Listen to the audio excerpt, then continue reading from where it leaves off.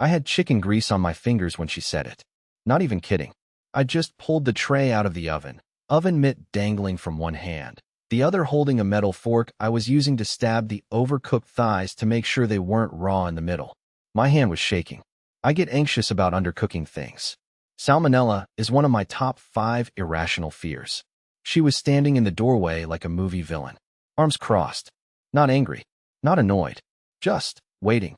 So I said, jokingly, like a dumb sitcom husband, "Hey, dinner's ready. Want a back massage while it cools down?" She didn't even blink. "Don't touch me. You're repulsive." I dropped the fork, clanged right on the floor. Didn't even flinch. I was frozen. Now, I'm not a cool guy. I cry at commercials. I rewatch old voicemail messages from my dad who passed away. I once apologized to a spider for stepping on it by accident. So when my wife, the woman I literally pay Spotify Premium to make playlists for, told me I was repulsive, my brain did not know where to store that. I said, with the driest throat imaginable, "What did I do?" She rolled her eyes. Not in an "I'm mad" way, in a "why are you still here" way. And then I heard myself say words I didn't even believe until they left my mouth. "Then this marriage is over. Pack your things. Fast. No build-up. No shouting. Just final. Cold. Like a cashier closing the till." And she, get this, she smiled for half a second. A twitch. A micro-expression. And then panic. That's when I knew. I had interrupted something. Not a mood. Not a phase. A plan. She wasn't shocked because I heard her. She was shocked because she wasn't done yet. She had a timeline. I had just snapped it in half. She didn't cry. That's what gets me the most. Not a tear, not a quiver. Just that stunned silence, that unreadable face. It was like I'd beaten her to a finish line she didn't know I saw. Like I said something she had rehearsed in the mirror, but I said it first. She stood still for a few seconds, then walked past me, through the kitchen, without a word. Didn't touch her plate. Didn't even look at the food. Just grabbed her phone off the counter and disappeared into the guest bathroom. The one she said she hated because the light was too cold. I stood there with greasy hands and a full plate of untouched chicken thighs, and something inside me broke in the dumbest, smallest way. I looked at the plate and thought, I ruined dinner. I ruined dinner, and now I'm getting divorced. That's where my brain went first. Not what did she mean by that? Or is she cheating? Just I ruined dinner. I sat down at the table and started eating like a zombie. The skin was soggy, and I kept chewing long after I should have swallowed. It felt like eating cardboard dipped in guilt. She didn't come out for 23 minutes. Yes, I counted. I watched the microwave clock like I was in a prison cafeteria waiting for a guard to shout my name. When she finally came out, her eyes weren't red, but her mascara was smudged. She had that weird, fake calm that people wear when they've already decided how the conversation ends. "I'm not going anywhere tonight," she said, casually, like she was commenting on the weather. "I'll sleep on the couch." I nodded like that made sense, like it was normal, like we were just two college roommates negotiating space. She didn't apologize, didn't retract anything, just said that one line and sat on the couch with her phone. Scrolling, scrolling, scroll, like nothing happened. I went upstairs. I didn't cry, but I wanted to. I sat on the edge of our bed with my shirt still smelling like burnt oil and just stared at the floor. That's when it hit me. She wasn't afraid of the marriage ending. She was relieved. She was relieved that I said it, because it meant she didn't have to. But something had thrown her off. My timing maybe, or how calm I was. Or maybe she wasn't done setting something up. That night, I didn't sleep. I lay in bed thinking of every red flag I had ignored like an idiot. The extra gym sessions. The new underwear that I didn't get to see. The weird phone lock change. Her sudden urge to go to silent retreats on weekends. Who even does that? At 3:17 a.m., I cracked. I got up, crept downstairs, and checked her purse. Before you judge me, I want you to understand, I was losing my mind. I didn't feel like a man. I felt like a ghost watching his own life happen. Inside her purse was a receipt. Just one. Folded and refolded like she meant to throw it away, but couldn't. It was from a restaurant I didn't recognize, dated 2 days ago. 1 entree, 2 drinks, 1 dessert. A place 42 minutes from our house. She told me she was at her sister's. My hands were shaking so bad I almost tore it. Then I looked closer. Under the item list, in scribbled pen, from a waiter or bartender maybe, someone had written, "See you again Thursday, L." I just stood there in the dark kitchen, holding that receipt like it was a death certificate. My stomach made that hollow, sinking drop like an elevator cutting its cables. But here's the part that really messed me up. I didn't feel anger. I felt stupid. So stupid. Like I was the last person in a movie theater who didn't realize the film was over and the credits had been rolling for weeks. I put the receipt back. Didn't say anything. Didn't wake her up. I just went back upstairs and stared at the ceiling until morning, wondering how long she's been gone while still living in this house. The next morning, she was in the kitchen making toast like nothing happened. Like she hadn't told me I disgusted her. Like I hadn't told her the marriage was over. Like she hadn't spent the night texting someone on the couch she supposedly hated. She even offered me coffee. Just a casual, "You want some?" as she stirred almond milk into hers with the tiny gold spoon she always said was too fancy for daily use. I said no. I think my exact words were, "I'm good," which was a lie so obvious even I cringed as it left my mouth. I wanted to scream. I wanted to throw the stupid mug across the kitchen and demand she explain who L was meeting for dessert and cocktails 42 minutes away. But instead, I just stood there, arms crossed, watching the toaster slowly turn 2 slices of rye into something resembling breakfast, and wondered how many days I'd been living with a stranger who wore my wife's face. She didn't seem nervous. That's what really broke me. She wasn't even trying to fix things. She didn't ask what I meant last night, or why I said to pack her things. She didn't ask if I was serious. It was like I was background noise. White static. When I finally spoke, it wasn't some brilliant confrontation. I asked her where her sister lived. She blinked once, twice, sipped her coffee, and said, "You've been there." And she wasn't wrong. I had. A year ago. But I couldn't remember the address, and I knew she was counting on that. I nodded like that satisfied me, but I was mentally cataloging every excuse she'd used over the last 3 months. Weekend yoga retreats, overtime shifts, book club, needing space. I skipped work that day, called in sick, and didn't even try to fake a cough. I sat in my car in the grocery store parking lot 3 blocks from our house and stared at my steering wheel for hours, debating whether to follow her the next time she went out. I felt like some bitter loser in a cable TV drama. But I couldn't shake the idea that I was being managed, handled, manipulated in real time, like a fool who didn't even know which scene he was in. Around noon, I went back to the house. She wasn't there. Her car was gone, no note, no message, just her toothbrush missing from the holder and her gym bag no longer by the door. I waited. At 1:43 p.m., she texted me. "At the library. Don't wait on lunch." The library. That was new. She's never mentioned the library in her life. I don't think she even had a library card. I checked our shared Google account, something she probably forgot I still had access to, and her location history was off. Clever. I opened the trash bin on her laptop, which she'd left open in the living room. There it was. A deleted file titled Grocery List. XLSX. But when I opened it, it was an empty spreadsheet. Nothing inside. Nothing at all. Except the file properties said it had been created and modified at 1:06 a.m. last night. In the middle of the night. After she said she was going to sleep. When I was upstairs listening for the sound of her crying, hoping for some proof she still felt something. That spreadsheet was a decoy. A ghost file. She had deleted something and renamed it before throwing it out. I wasn't supposed to notice. I was supposed to go to work, pay bills, clean the gutters, and let her story continue uninterrupted. But I had already interrupted it, hadn't I?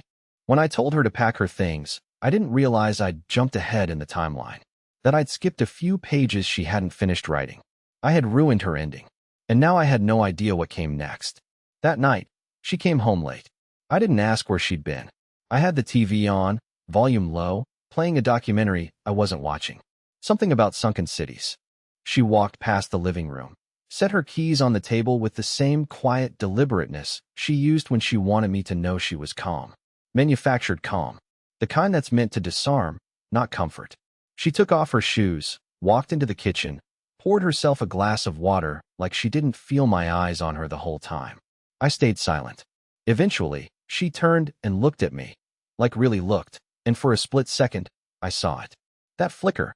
Guilt. Doubt. Something that wasn't part of the mask. But it passed. She walked into the hallway and headed upstairs without saying a word. Not even goodnight.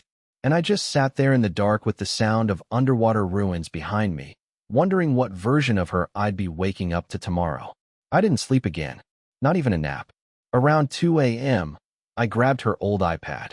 She hadn't used it in months, maybe a year, and I figured if there was ever a place someone would hide something, it'd be in the place they forgot was still accessible. It was dead. I charged it in the garage, away from any place she might hear the startup chime, and waited. When it turned on, it didn't ask for a password. What I found wasn't some bombshell. No secret messages or scandalous photos. Just screenshots. Dozens of them. Conversations I didn't recognize, saved from someone else's phone, it seemed. A few were cropped strangely, like she had taken screenshots of screenshots. One in particular caught my eye. A snippet of a message with the name Ash. It was just one line, circled in red with a markup tool. You'll be free by November. Hang tight. That's it. No context, no timestamps, just that sentence in a thread I couldn't see the rest of. But what chilled me wasn't the message itself. It was the date on the file, saved 3 weeks ago. Before the massage. Before the fight. Before I told her it was over. She had been planning to leave, or be free, before I ever said a word. So I wasn't the catalyst. I was an inconvenience. It felt like my entire reality had been retroactively rewritten. Every moment that had felt tense or off over the past 6 months. Every silent dinner. Every turned shoulder in bed. Every fake laugh at my dumb jokes. Was now part of a performance she had already decided would end. She wasn't waiting to fall out of love. She had already fallen. She was just waiting for the right day to hit send. I should have confronted her that night. I should have marched upstairs and demanded the truth. But instead, I did what I always do. I froze. I sat in the garage, staring at that one sentence, trying to decode every syllable like it was a confession. Who was Ash? What did free mean? Was it just emotional, or was it financial, physical? Did she want to leave me, or erase me? At 4:12 a.m., I heard the floor creak above me. Her steps. Slow. Not going to the bathroom. Not going downstairs. Just walking. Then stopping. Right above the garage. Right above me. I held my breath. She stood there for a full minute, maybe longer. I didn't move. I didn't even blink. It was like she knew I was awake. Like she was listening to the air through the vents. And for the first time since this whole thing started, I felt something new creep into my chest. Not sadness, not betrayal, fear. Real, physical, spine-crawling fear. Because I no longer believed she just wanted to leave. I was starting to believe she needed me out of the way. The next morning, she made pancakes. Let me say that again, pancakes. From scratch. With oat milk and mashed banana and cinnamon. The way she used to make them when we first moved in together and were still pretending to be a functioning couple. She even made the edges crispy, exactly how I like them. I came downstairs in a hoodie and dead eyes, and she smiled. Smiled. Asked how I slept, poured me coffee, kissed me on the cheek like we were in some alternate timeline where I wasn't slowly losing my mind in silence. I chewed my pancake like it was made of rubber. My mouth was dry, but I swallowed anyway. I kept watching her move around the kitchen, light on her feet, hair tied up, soft humming under her breath, and all I could think was, she's performing. But the question wasn't, why is she pretending everything's fine? It was why now? It felt too sudden, too coordinated. After weeks of distance, after calling me repulsive, after sleeping on the couch for 3 nights and leaving weird gaps in her stories, now she's flipping pancakes and humming Fleetwood Mac? No, that wasn't reconciliation. That was choreography. She wants me to relax. She wants me to think things are returning to normal. So I'll lower my guard, stop asking questions, stop checking her devices, stop staying up all night like a man 2 threads away from falling apart. She was trying to buy peace. Or time. I decided to play along. I complimented the pancakes. Told her they tasted like the early days. She smiled wider. I asked if she wanted to go out that weekend, maybe a trip upstate. That sounds amazing, she said, voice sweet, a little too fast. But I noticed her hand tremble slightly when she picked up her mug. Barely a twitch, something you'd miss if you weren't looking for it. But I saw it. She was nervous. About what? I didn't know yet. After breakfast, she left for her so-called volunteer shift at the co-op bookstore. She had never mentioned it before last week, which already set off alarms, but I nodded, told her to be safe, and watched her drive off. The second her car turned the corner, I got in mine and followed. I didn't trail her the whole way. I'm not an idiot. I stayed back, took side streets, watched for red lights. She drove west, not toward the bookstore. Not even close. She pulled into a small parking lot behind a beige building with no signage, next to a faded laundromat and a closed-down vape shop. She sat in her car for 5 minutes. Then a man got in. I don't know what I expected, but I still wasn't ready. He didn't look suspicious. Average guy, mid-30s, beard, flannel, the type you'd forget 5 minutes after seeing him. They didn't kiss. They didn't even touch. They just sat there and talked. I parked across the street behind a dumpster and watched. Every few minutes, she'd glance toward the rearview mirror, like she was checking, not for traffic, for me. And that's when it hit me. She knows. She knows I'm watching. She knows I've figured out something. She's not hiding anymore. Not really. She's letting me see pieces of it now. A message here, a receipt there, a spreadsheet disguised as nothing. That wasn't sloppiness. That was bait. She wants me to react, to confront, to explode. Why? I don't know yet. But I swear to God, I don't think she's trying to keep a secret. I think she's setting a trap. I didn't follow them after they drove off. I could have. I had time, fuel, and adrenaline leaking out of every vein. But I didn't. Something told me I wasn't supposed to see where they went. Not yet. This wasn't about tracking her. It wasn't about proving anything. She wasn't trying to disappear. She was trying to lead me. Slowly. Deliberately. Breadcrumbs, not secrets. Signals, not slips. And I was taking the bait, one careful bite at a time. I sat in that parking lot for a while after they left, replaying every moment of the past month like I was piecing together a silent film in the wrong order. I wasn't just looking for signs of infidelity anymore. I was looking for choreography, rehearsal marks, foreshadowing. Because nothing felt like coincidence now. Not the weird spreadsheet. Not the late-night walks. Not the night she paused on the floor above me like she was listening. It all felt staged. When I got home, she was already there. She had changed into a different sweater, gray, oversized, the one she only wears when she's anxious. She was barefoot in the kitchen, pouring wine like it was a slow Friday night, not a Thursday afternoon full of lies. I didn't mention what I saw. I didn't ask where she'd been.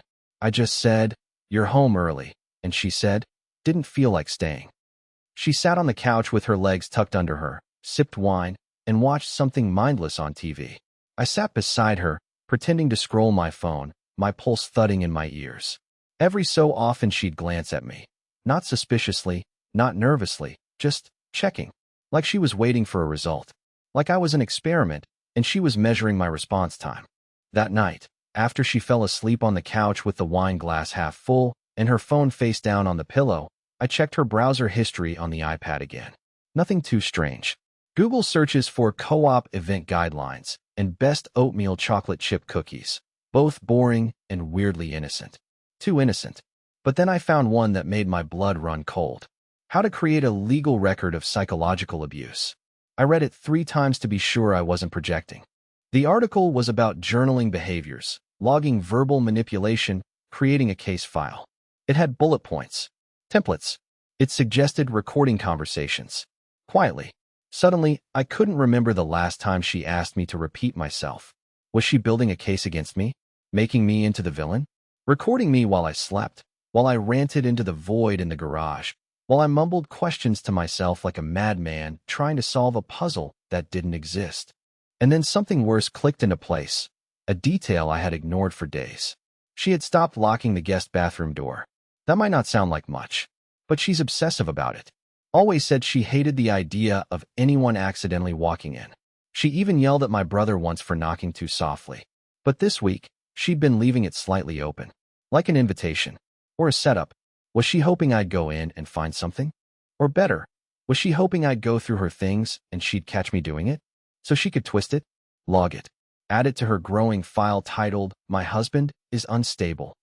I stood in the hallway that night, staring at the narrow gap of light under the guest bathroom door, and I swear I felt the house watching me. Not her. The house. The walls. The devices. The air vents. Like everything had been turned into a witness. I didn't go in. I turned, walked quietly to the kitchen, and opened the cabinet above the fridge, the one she always forgets I use when I'm hiding birthday gifts. Behind an old box of unused votive candles and expired allergy meds was a portable drive I had bought for a work project over a year ago, still wrapped in plastic. I took it, slipped it into my hoodie pocket, and sat back on the couch. She didn't wake up. She didn't stir. She didn't even pretend to move. But I swear her breathing changed. Softer. Slower. Like she knew I had just shifted the board game, and now it was her move. And for the first time, I stopped wondering if she was cheating. Because cheating would have been simple. What she was doing now. This was something else entirely. I didn't sleep that night, again. But not because I was scared she'd leave. I was scared she'd stay.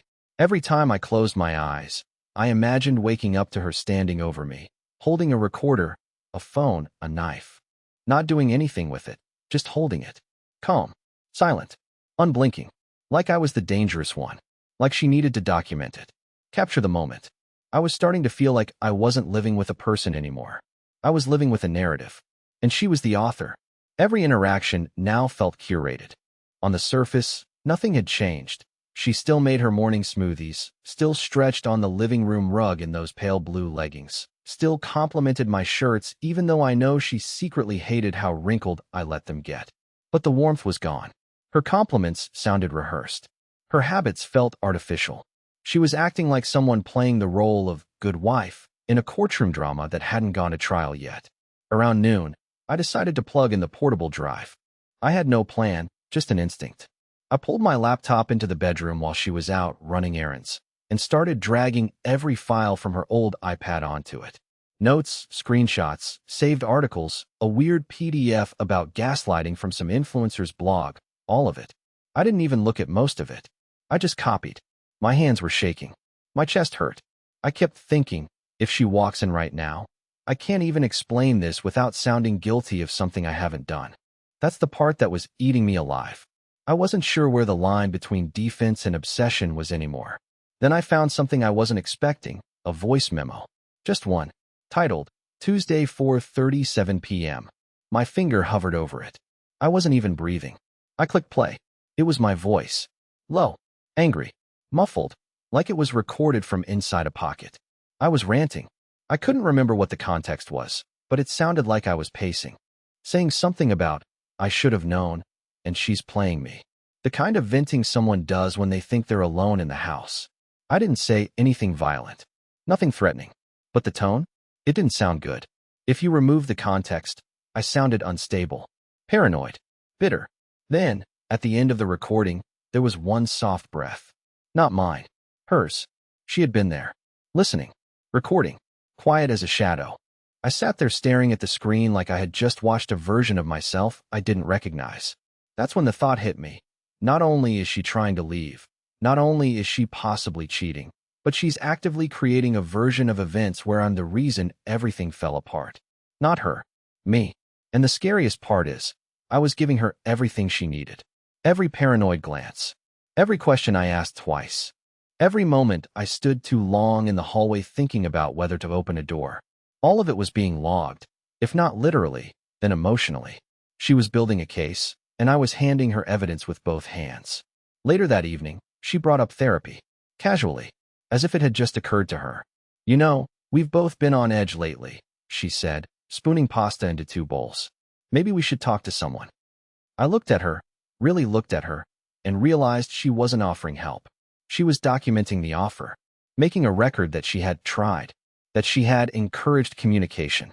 If I said no, she could point to that moment later, another bullet point in her invisible journal titled My Husband is Slipping. So I smiled. Yeah, I said. That might help.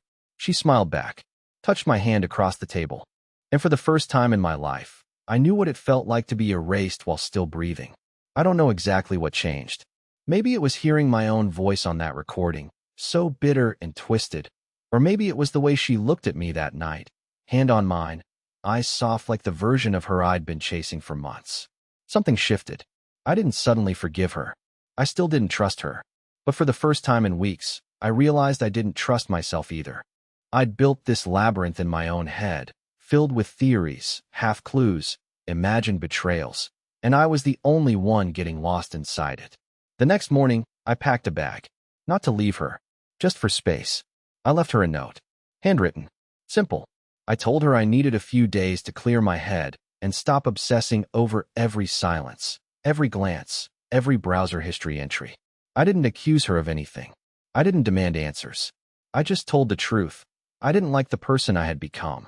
I booked a cheap Airbnb in a town 2 hours away. No Wi-Fi, no distractions, just a creaky bed, bad coffee, and air that didn't taste like tension.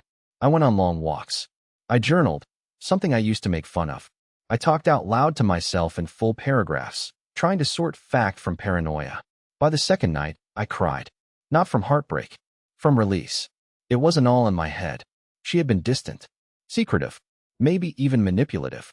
But I had been obsessed, afraid of being blindsided, terrified of being the last to know. And in that fear, I had become someone I didn't recognize.